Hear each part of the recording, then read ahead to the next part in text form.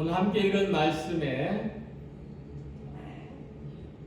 마음과 눈과 영혼이라는 단어가 있습니다.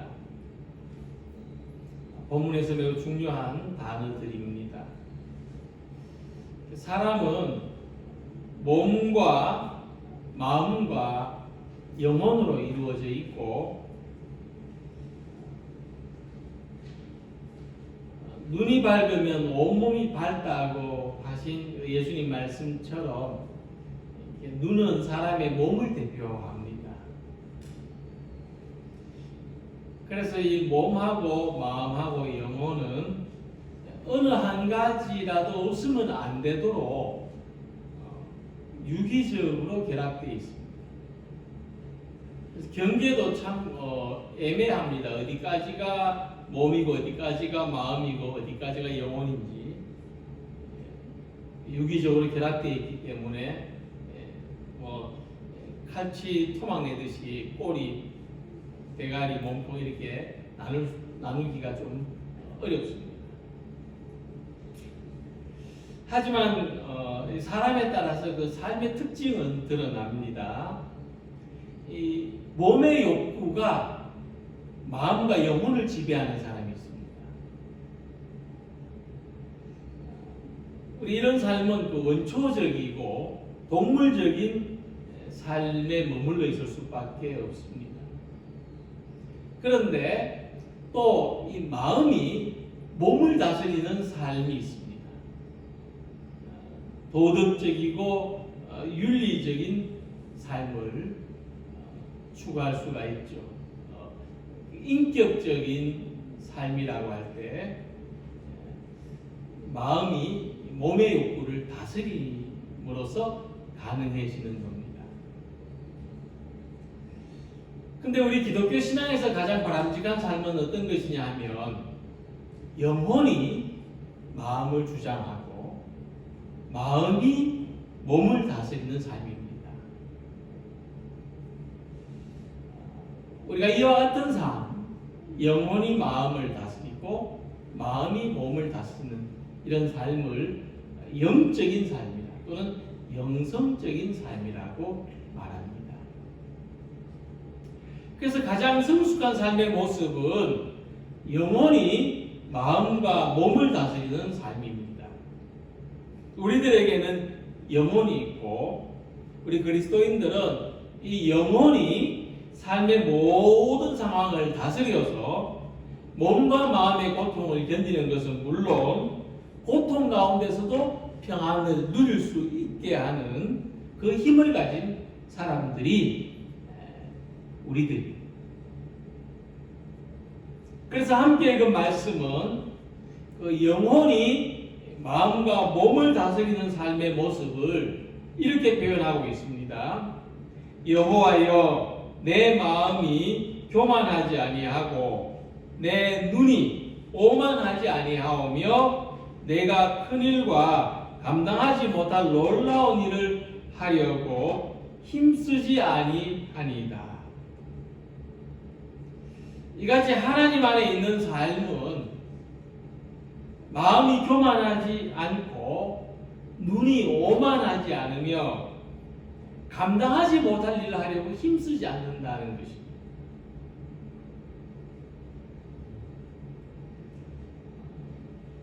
이 예루살렘으로 올라가는 길에서 부르는 노래요 찬양인데, 이 예루살렘으로 가는 길은 이 동서남북 어디에서 올라가든 어디서 가든지 예루살렘으로 가는 길은 올라가는 길입니다. 동서남북 어디에서 오든지 올라가는 길입니다. 반대로 여리고로 내려가다가 하는 말씀이 있는 것처럼 예루살렘에서는 또 어디로 가든지 다 내려가는 길입니다. 그래서 우리는 보다 높은 곳으로 올라갈수록 넓은 세상을 바라보게 됩니다. 그때 경계해야 되는 것은 교만하거나 오만하게 되지 않는 것입니다. 우리의 시야가 넓어졌다 해서 교만하거나 오만하게 되지 않아야 합니다. 그래서 영적인 삶은 높은 곳으로 올라가더라도 마음이 교만해지지 않는 것입니다. 오히려 섬기는 자세를 가지는 것입니다. 그것은 내가 있는 자리를 알기 때문입니다. 우리는 주님의 좌우편에 있는 자리를 사모하고 하나님께 더 가까이 나아가는 자리를 사모하는데 그 자리는 아주 높고 귀한 자리입니다만은 겸손한 사람이 앉을 수 있는 자리이기 때문이죠. 자, 이처럼 겸손한 마음은 높은 곳에서도 낮은 자세를 가지게 합니다만은 오만한 마음은 하나님 앞에서 자기 자리를 깨닫지 못할 때 나타나는 마음입니다. 한없이 높아지려고 하는 마음이죠. 그래서 이 겸손한 마음을 가진 사람은 내가 큰 일과 감당치 못할 놀라운 일을 하려고 힘쓰지 아니한다 말씀했습니다. 믿음은 우리가 이 믿음을 가지고 얼마나 큰 일을 할 수 있느냐가 아니라 우리가 이 믿음으로써 예수님이 가신 길을 걸어갈 수 있는가, 제자의 삶을 살아갈 수 있는가에 관심을 두는 것이 믿음이고 믿음을 가진 사람의 모습입니다. 자, 그래서 영혼이 몸과 마음을 다스리는 삶이 가장 이상적이고 바람직하고 영성적인 삶이라고 말씀드렸는데 이 삶의 모습은 겸손으로 나타나게 되어 있습니다. 이 겸손하다는 것은 부드럽고 온유한 삶의 모습이기도 합니다. 이 겸손은 영적으로 성숙한 사람이 가지는 모습입니다. 그래서 초기의 교회 지도자인 에바그리우스라는 분은 겸손은 영적인 지도자가 반드시 갖추어야 할 덕목이라고 했습니다. 사도 바울도 골로새서 3장 12절에서 말하기를 그러므로 너희는 하나님이 택하사 거룩하고 사랑받는 자처럼 긍휼과 자비와 겸손과 온유와 오래 참음을 옷 입으라고 말씀했습니다. 겸손은 하나님을 체험한 사람에게서 나타나는 가장 두드러진 모습입니다. 하나님을 체험한 사람은 겸손해질 수밖에 없습니다. 호렙산에서 하나님을 만난 모세는 얼마나 겸손해졌습니까? 겸손하고 온유하신 예수님은 세상에 소외된 모든 사람들을 친구로 받아주셨습니다. 연약하고 아픈 사람, 불완전하고 실패한 사람들을 감싸주셨습니다. 겸손하고 온유하신 예수님을 닮아가는 것이 우리 모두가 힘써서 나아가야 할 길입니다. 그러므로 우리 모두가 우리의 영혼이 있다는 것을 알고 우리의 영혼이 우리의 마음을 또 우리의 마음이 우리의 몸을 다스리는 이와 같은 영적인 질서 안에서 살아가는 성도님들이 되시기를 소망합니다.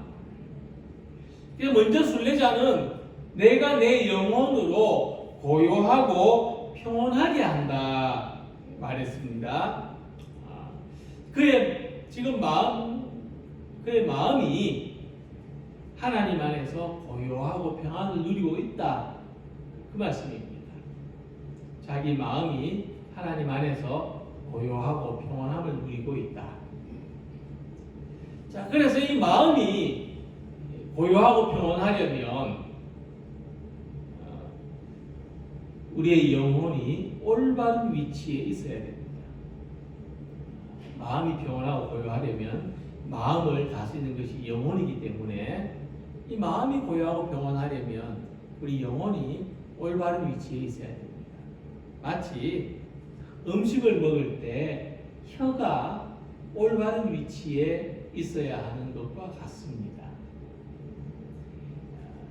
음식을 삼킬 때 이 혀가 말이죠, 입천장에 가까이 있지 않으면 식도로 넘어가야 될 음식물이 기도로 넘어가게 됩니다. 가끔 그럴 때가 있죠. 혀가 제 위치에 있지 않으면 음식물이 식도로 넘어가지 않고 기도로 넘어갑니다. 또 음식을 씹을 때도 혀가 제 위치에 있지 않으면 혀가 이에 씹히는 불상사가 일어나기도 합니다. 요리조리 잘 위치에 있어야 이에 씹히지 않습니다. 그래서 시인은 말하기를 우리의 마음이 고요하고 평온한 상태에 있는 것은 젖을 때 아이가 어머니의 품에 안겨 있는 것 같다. 그렇게 말했습니다. 가장 안전한 모습이죠. 가장 안전한 위치입니다. 어머니의 품 안에. 그래서 우리 영혼이 하나님의 품에 안겨 있을 때 우리는 고요하고 평온한 마음을 가질 수 있다고 했습니다. 오늘도 우리 영혼이 하나님의 품에 안겨 있음을 경험하는 이 예배 시간이 되시기를 축원합니다. 시편 42편 보면 시편 42편에 하나님의 품에서 벗어난 영혼, 제 위치에 있지 않은 영혼의 모습을 이렇게 말했습니다. 내 영혼아, 내가 어찌하여 낙심하며 어찌하여 내 속에서 불안해하는가? 너는 하나님께 소망을 두라. 그가 나타나 도우심으로 말미암아 내가 여전히 찬송하리로다. 우리 영혼이 하나님의 품에서 벗어나 있으면, 하나님을 떠나 있으면 우리 마음은 낙심하고 불안한 상태에 있을 수밖에 없습니다. 그래서 이 아우구스티누스라는 분이 참회록에서 이렇게 고백했습니다. 주님, 내 영혼이 당신 안에서 안식을 얻기 전까지는 참된 평안이 없었나이다. 하나님을 떠난 영혼은 참된 평안이 없습니다. 그것은 괜한 말이 아닙니다. 예수님은 하나님의 품을 떠난 영혼이 얼마나 고통을 겪는지 탕자의 비유에서 말씀했습니다. 그가 아버지 집으로 돌아오기 전에 오랜 시간을 방황하고 고통과 불안에 시달렸습니다. 그러나 아버지 집으로 돌아왔을 때 그에게는 참된 평안과 회복이 있었습니다. 하나님의 품에서 벗어난 영혼은 아버지의 집을 떠난 탕자와 같습니다. 하나님의 품에서 벗어나 있을 때는 낙심하고 불안하고 평안을 얻을 수 없지만 하나님의 품에 있는 영혼은 고요하고 평온한 마음을 누릴 수 있습니다. 오늘 우리 영혼이 하나님 품에 있기를 소망합니다. 우리가 하나님의 품에 있는 이 마음의 고요와 평안을 소망하면서 함께 찬송하기를 원하고 찬송으로 고백하기를 소망합니다. 내 영혼의 그 깊은 데서 맑은 가락이 울려나네. 하늘 곡조가 언제나 흘러나와 내 영혼은 고이 사네.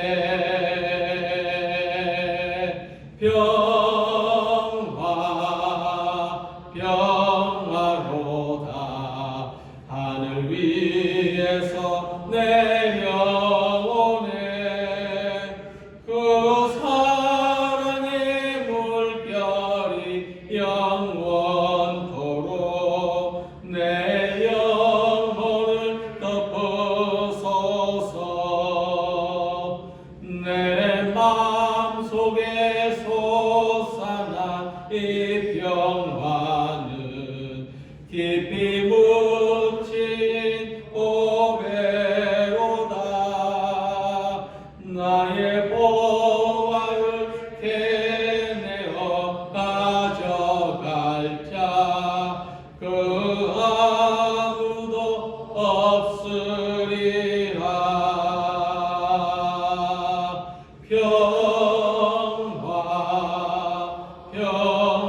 평화로다.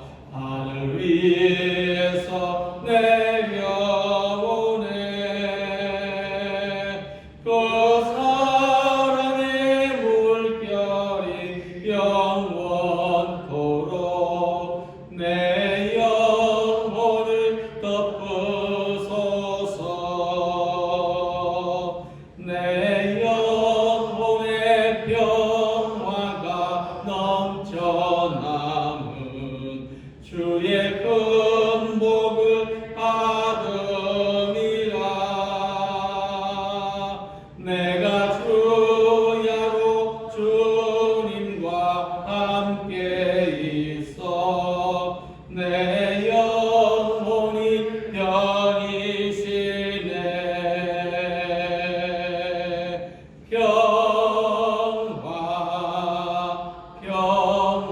평화로다. 하늘 위에서 내려오네. 그 사랑의 물결이 영원토록 내 영혼을 덮으소서. 이 땅 위에 험한 길 가는 동안 참된 평화가 어디 있나. 우리 모두 다 예수를 친구 삼아 참 평화를 누리겠네.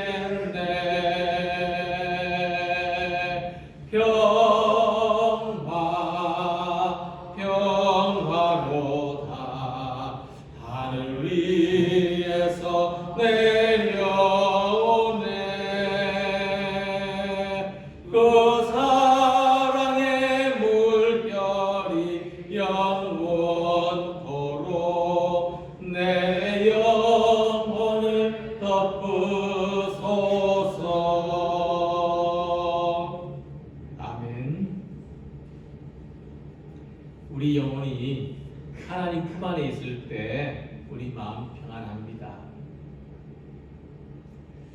왜냐하면 하나님께서 우리 마음을 지키시고 보호하시기 때문이고 세상에서 얻을 수 없는 위로와 만족을 주시기 때문에 그렇습니다. 그래서 이 마음의 평안은 하나님의 선물입니다. 우리 영혼이 늘 하나님 품 안에 있기를 소망합니다. 하나님을 의지하는 믿음 안에서 오늘도 이 마음이 평온하고 고요함을 누리는 우리 성도님들이 되시기를 소망합니다. 두 번째로 우리 영혼은 하나님으로 만족을 얻습니다. 그래서 시인은 하나님으로 만족한 영혼의 상태를 이렇게 표현했습니다. 내 영혼이 젖된 아이와 같도다. 그러니까 어머니 품에서 젖을 배불리 먹은 아이는 가장 만족합니다. 그게 만족입니다. 그러니까 만족하다는 것은 바로 그것입니다. 어머니 품에서 젖을 배불리 먹은 아이가 무엇이 더 필요하겠습니까? 무엇이 아쉽겠습니까? 아이들에게는 어머니 젖을 먹는 것이 가장 만족한 일입니다. 그러니까 우리도 마찬가지로 하나님이 나의 모든 것이요 나의 전부라는 것을 고백하는 삶에 진정한 만족이 있습니다. 우리가 진정한 만족을 얻고 싶으면 이렇게 살아야 됩니다. 그렇지 않으면 우리 삶은 만족이 없습니다. 그래서 하나님 안에 있는 삶은 자리에 높낮이에 상관하지 않고 다른 것에 눈길을 돌리지 않습니다. 우리 하나님만 계시면 우리 영혼의 허기가 해결되고 하나님 계시면 우리 영혼이 만족하기 때문입니다. 시편 107편 9절에 이와 같은 말씀이 있습니다. 저가 사모하는 영혼을 만족하게 하시며 줄인 영혼에게 좋은 것으로 채워주시리로다. 그래서 자기 안에 자기에게 몸도 있고 마음도 있지만 영혼이 있다는 것을 아는 사람은 그 영혼이 줄이고 목마르는 것을 이해할 수 있습니다. 굉장히 중요합니다. 자기 영혼이 줄이고 목마르는 것을 이해할 수 있어요. 사람이 무감각해져서 통증을 느낄 수 없으면 좋을 것 같지만 하나도 안 좋습니다. 그러면 자기가 언제 죽는지도 모르고 죽습니다. 마찬가지로 내 영혼이 줄이고 목마른 것을 느낄 수 있어야만 우리는 영혼이 만족한 것을 알 수가 있습니다. 그래서 우리가 이 세상에서 아주 고급지고 맛있는 음식을 먹었는데도 허전하다. 원하는 목표를 이루고 높은 지위를 얻었는데도 만족하지 않는다. 모든 것이 평온하고 만족한 상태인데도 허기가 느껴진다면 그것은 우리 영혼이 줄이고 목말라 있다는 증거입니다. 이 영혼이 만족하지 않고는 마음의 허기가 채워지지 않습니다.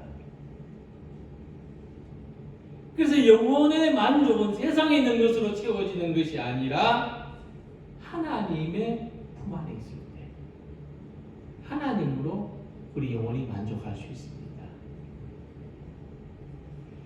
그래서 우리 영혼이 하나님의 품에 있을 때 이 모든 것이 없어도 아쉽지 않습니다. 어머니의 젖을 배불리 먹은 아기가 이제 내가 젖을 배불리 먹었으니까 다른 데서 좀 만족을 얻어봐야 되겠다 하고 그 품을 떠나지 않습니다.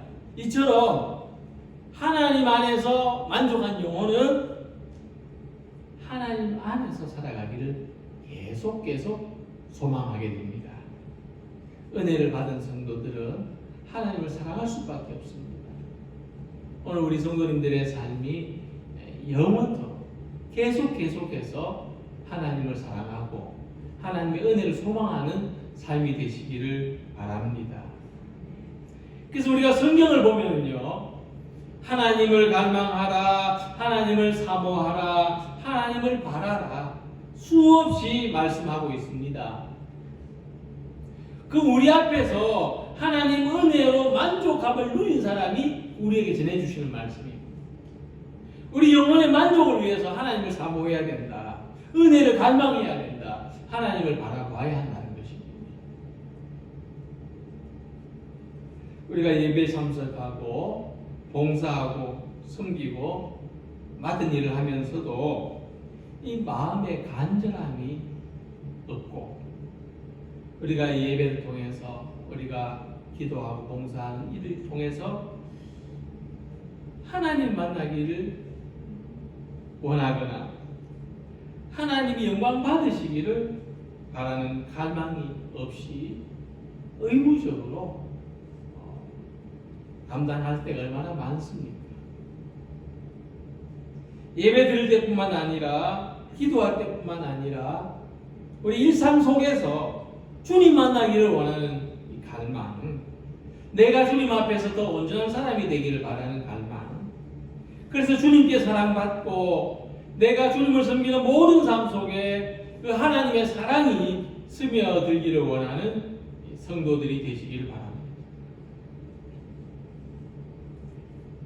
우리 삶을 향한 주님의 계획을 받아들이고 나의 삶을 통해서 하나님의 뜻이 이루어지기를 원하는 갈망을 가지시기 바랍니다. 우리 영혼은 만족을 누려야 합니다. 우리 영혼을 만족하게 하시는 하나님의 은혜를 더욱 간절히 사모하는 성도님들이 되시기를 바랍니다. 우리가 자연 다큐멘터리를 통해서 이 알에서 깨어난 아기 새들이 어미새가 물어다주는 먹이를 기다리는 모습을 보신 적이 있을 겁니다. 이때 아기 새들의 그 입을 보신 적이 있습니까? 신기한 것은 어미가 먹이를 물어다 줄 때 입을 다물고 있는 아기 새는 한 마리도 없다는 겁니다. 만일 어미가 먹이를 물고 오는데도 입을 다물고 있는 아기 새가 있다면 그것은 더 이상 살 희망이 없는 것이라고 볼 수 있습니다. 그래서 이때 어미새는 그 중에서도 가장 입을 크게 벌리는 아기 새에게 먹이를 준다고 합니다. 하지만 이 먹이는 한번 물어다 주고 끝나는 것이 아니기 때문에 아기 새들이 어미를 향해서 입을 벌리고 있는 한은 계속해서 먹이를 공급받을 수가 있습니다. 그래서 어떤 사람은 우리가 하나님의 은혜를 바라는 모습을 아기 새들이 있는 힘껏 입을 벌리는 모습으로 표현하기도 합니다. 우리가 하나님의 은혜를 바라는 것은 새벽에도 또 아침에도 저녁에도 이 하나님을 향해서 기도의 손을 드는 것과 같습니다. 심지어 이 손을 들 수 있는 힘이 없을 때에도 하나님은 우리를 향해서 은혜의 손길을 거두시지 않는다는 믿음이 있어야 할 것입니다. 하나님께서는 은혜를 바라는 사람들을 외면하지 않으십니다. 우리가 하나님의 은혜를 바라고 또 우리가 포기하지 않는 한 하나님은 우리를 향한 은혜의 손길을 거두지 않는다는 것을 믿고 바라보는 우리 성도님들이 되시기를 소망합니다. 그래서 시인은 우리 영혼을 만족하게 하시는 하나님을 바라보라, 하나님을 기대하라고 말씀합니다. 이스라엘아, 지금부터 영원까지 여호와를 바랄지어다. 이 마음의 평안과 영혼의 만족은 영적으로 완성된 사람에게 있는 것이 아니라 이 몸이 약하고 마음이 흔들리고 연약한 가운데서도 하나님께 한 걸음 한 걸음 하나님을 오매불망 바라보는 사람에게 있습니다. 우리가 전심으로 하나님을 바라보아야 합니다.